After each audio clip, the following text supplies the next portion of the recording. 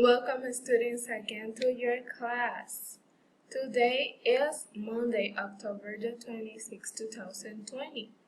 And today in your language class, you are going to work in one study guide. We are going to start today, but we are not going to finish it. We are going to continue during the week working in that study guide because in November you are going to have one exam, your final test. So, please copy today's date in your notebooks.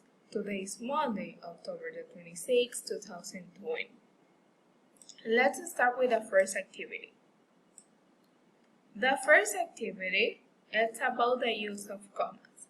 So you are going to copy the title, use of commas. Then you are going to copy the instructions. Place a comma in the sentence where needed. And you are going to copy 5 different sentences that I have here. This part is just for you to remember when do you use comma, and those are the rules between a city and a state, between the day and year in a day, when listing a group of 3 or more people or things. So here you have one example: Los Angeles, California, February 30th, 1985. Shirts, pants, and socks.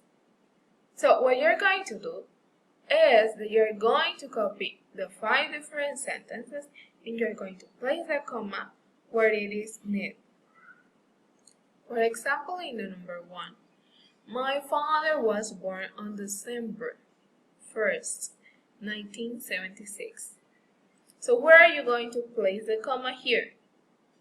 Yes, here in the middle, between December 1st and 1976. Then, for example, in number 2, Caroline lives in Albany, New York. So where are you going to write the comma? Yes, between Albany and New York. Why? Because Albany is the name of the city and New York is the name of the state. After you finish with this part, you're going to copy another different exercise. Nouns and verbs. Nouns and verbs is the next exercise.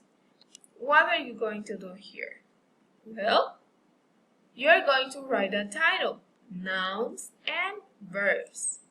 After that, what you're going to do is that you're going to copy this chart and these words. All these chart and these words you're going to copy in your note.